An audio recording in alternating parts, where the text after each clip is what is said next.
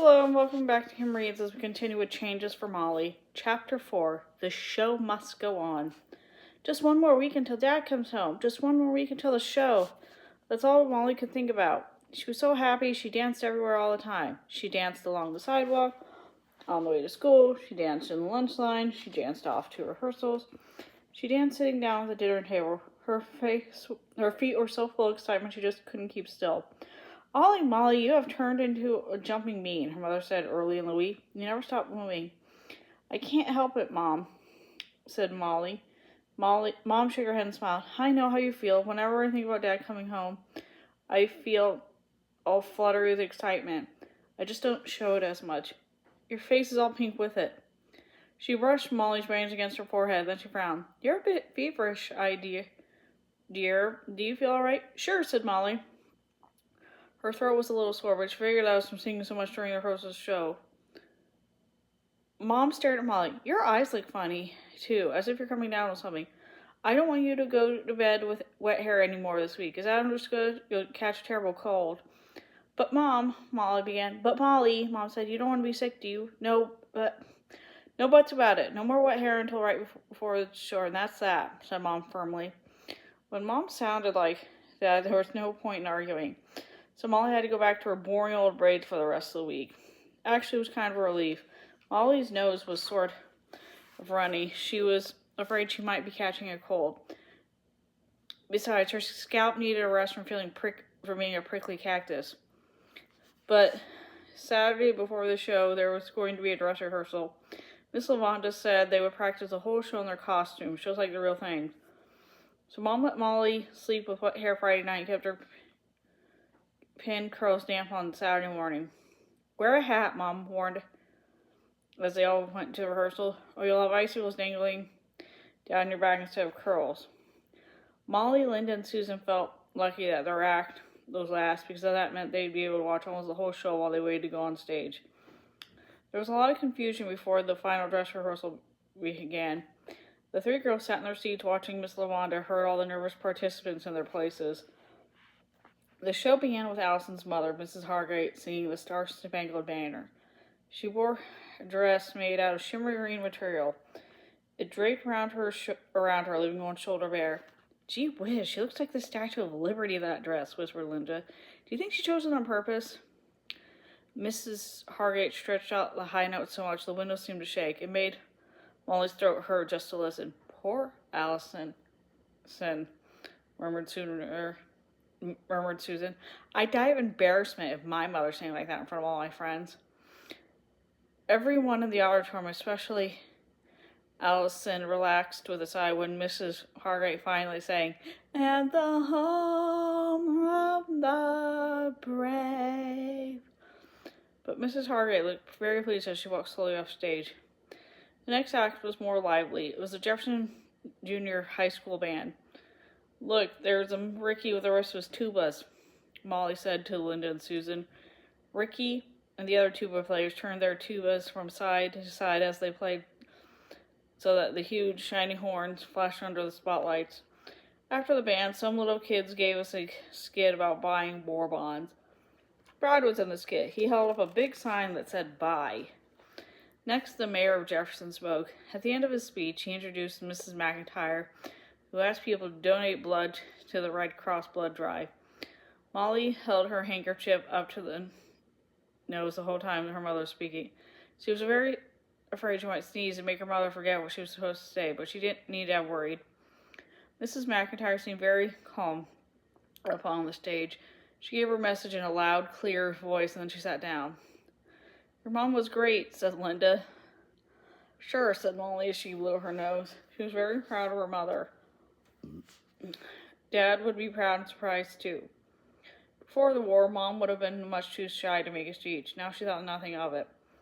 The church choir sang hymn acts. Jill was in the choir, but Molly couldn't stay to listen. She and Linda and Susan had to go backstage to put on their costumes. Molly was very glad to take the bobby pins out of her hair because her head ached so badly. But as she pinned the shiny crown to her gland curls, she forgot all about her headache. She shivered with excitement and anticipation. Here goes, whispered Linda as she and the other stars and stripes took their places. The audience gasped, "Oh," when the curtain went up and the giant flag of dancing girls filled the stage, and when Molly danced down the bleacher steps in her sparkly Miss Victory costume, the audience burst into a loud, exciting applause. They whooped and cheered and sang along with the music. Molly couldn't actually see the audience without her glasses, but she could hear them and feel their happy enthusiasm. She danced and twirled and tapped and spun, doing every step perfectly in a sort of haze of happiness. When she was through, everyone in the audience stood up and cheered for a long time. They kept on cheering even after the curtain lowered, so the stagehands had to raise the curtain again. When the curtain finally came down and stayed down, Miss Lavanda rushed out to the stage and hugged Molly. "You look perfectly, and you danced perfectly," she said. "The audience loved you, and that wasn't even a real audience. If you do as well tomorrow night, you'll bring down the house." Molly beamed. She wasn't sure what Miss Lavanda meant by bringing down the house, but she figured it was a very good thing for an act to do. She couldn't wait until the next night. Miss Lavanda would see Molly would dance even better when Dad was in the audience. It was late when the McIntyres got home from rehearsal.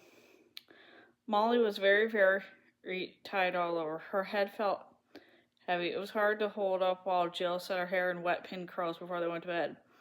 Molly felt weak and shivery. "I am not sick," she said to herself. "I'm just tired. I'll be fine tomorrow because tomorrow's the day Dad's coming home. Tomorrow." But Molly's head felt heavy the next morning when she woke up. Her throat was sore. Her nose was completely stuffed up. Every time she swallowed, her ears really hurt. Every muscle ached. "I'll feel better after breakfast," Molly thought as she dragged herself out of bed. But she'd only pick out her breakfast. It hurt too much to swallow.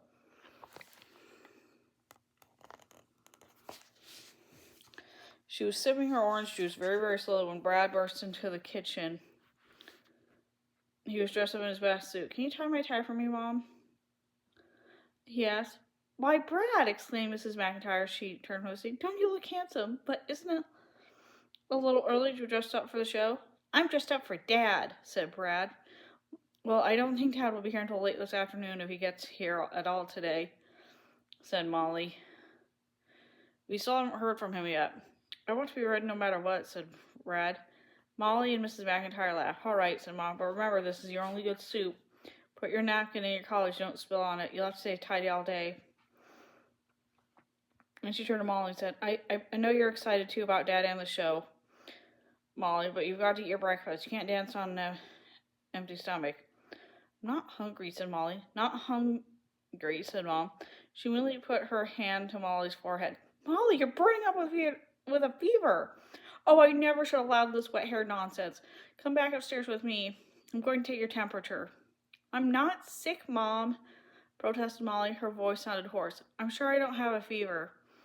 "We'll see," said Molly as she led Molly upstairs. It turns out that Molly did have a temperature. A high one. "Oh no," murmured Mrs. McIntyre. She looked at the thermometer. 103 degrees. "You better get back to your pajamas, dear. Why don't you get into bed to rest? I'm going to call the doctor, but Molly, by now Molly felt so sick she was almost glad to get into Mom's bed and rest her cheek on the cool pillow. It's probably a good idea to sleep a lot this morning, she thought. This way I'll be in good shape for the show this afternoon. When the doctor came, he asked Molly to say, as he looked on her throat. He looked at the ears and frowned. He said, "You've got a very bad ear infection, young lady. You'll have to take this medicine 3 times a day and get plenty of sleep. I'll come see you tomorrow." Mrs. McIntyre followed the doctor into the hallway.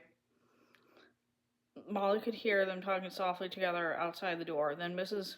McIntyre came back and said, "Well, Molly," Mom said sadly, "the doctor says you must stay in bed until the fever goes away. He says you can't go anywhere today." Molly sat up. "Mom," she said, "I'll stay in bed as much as you want after the show, I promise, but I have to get up this afternoon. I can't begin singing when Dad comes, and I absolutely got to be in the show. I miss Victory." Mom sighed. "I'm sorry, dear. I can't allow you to be in the show. You're just too sick. I'll just have to call Miss Lavanda and tell her she has to find someone else to take her part." Molly felt too terrible to protest anymore. She rolled over and buried her face in the pillow. Mom rubbed her back. I know how disappointed you are. She said, I'm very sorry it had to happen this way today of all days. I can't think of anything would be more sad for you, and I can't think of anything else to get better. She was quiet for a while, and then she said, I'm going to try to get some rest, and she went to call Miss Lavanda. Miss Molly hunched herself into a ball. All of her ached and sickness and sadness and awful disappointment. All of her hopes, all of her wonder plans, everything was ruined. Finally, she couldn't help it. She began to cry. She cried until she fell asleep. A long time later in the afternoon, she woke up when someone opened the door of the bedroom. It was Ricky. Hi, he said glumly. Guess what? We just got this telegram from Dad. He said, here, look, he tossed the yellow telegram to Molly. It said, travel plans changed. Don't know when I'll get there, but we'll be there later than expected. Can't wait to see you. Love, Dad. Molly didn't say anything. She just handed the telegram to Ricky and sank back into the pillows. Now Dad isn't even coming, she thought. Nothing is working out. Absolutely nothing. So, said Ricky with a sigh, you don't have to get all upset about Dad missing you on the show because you're sick. You won't see any of us on the show because you won't be there. It stinks, doesn't it? He kicked the door of the sneaker room. But Mom keeps saying the show must go on, so we're all going to the auditorium later. Mrs. Guilford is coming to take care of you. I'm supposed to ask you anything now. Molly shook her head no. Okay.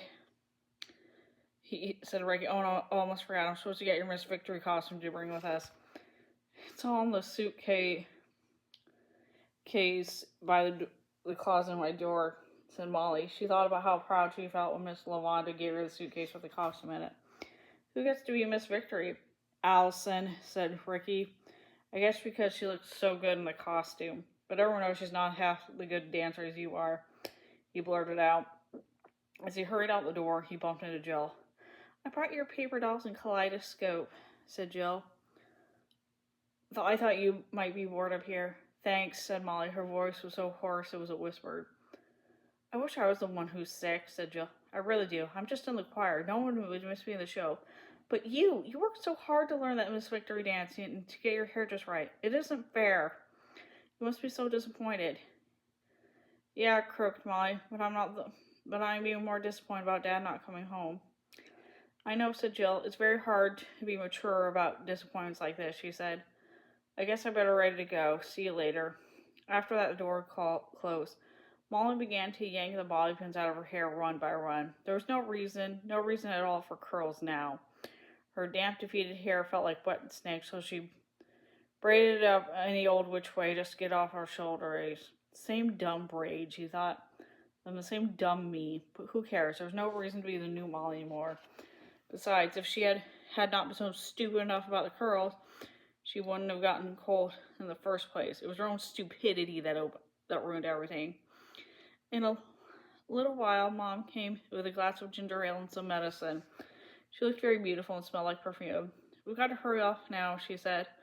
I'm sorry to leave you alone, but Mrs. Guilford missed the bus. She'll be here in half an hour, and then we'll all be home after the show about 6 o'clock, trying to sleep. She kissed Molly on the cheek and squeezed her hand. I'm really, really sorry about this, dear, she said, and then she left. The house was very quiet after everyone had gone. Molly played with paper dolls for a while and looked through the kaleidoscope, but she couldn't get interested in either one. A cheerless dust filled the room. Molly switched on the light, probably the only light in the house, she thought gloomily. She felt very lonely and very, very sorry for herself. No show, no Miss Victory, and worst of all, no Dad. She thought everything was going to be perfect. Perfect, huh? Pretty awful. Perfectly awful was more like it. And on top of that, her ears ached and buzzed and didn't work right. Right now, for instance, she thought she heard the front door opening, but it couldn't be because it was too soon for Mrs. Guilford, and way too soon for everyone else to come home now. Now she thought she heard someone climbing up the stairs. Dumb ears. I'm home, a voice cried out. It was Dad. Dad, gasped Molly. She pulled out the covers and sprang out of bed. Dad, you're home. She tore out of the room and ran halfway down the stairs right into Dad's arms. She hugged him so hard his hat fell off and tumbled down the steps. Her nose was squashed against his coat, but she didn't care. Without a word, Dad hugged Molly for a long, long time. Then he put his hands on his shoulder and just stared at her. Finally, he said, "Gosh and golly, Ollie Molly, you look exactly the way I remembered you. Just had a picture of you for 2 years. You look perfect." Molly grinned. "Perfect," she said, and then she hugged Dad again. Absolutely perfect. And that is the end of all the story, and I'm done with the Molly book. Thanks for listening. Bye.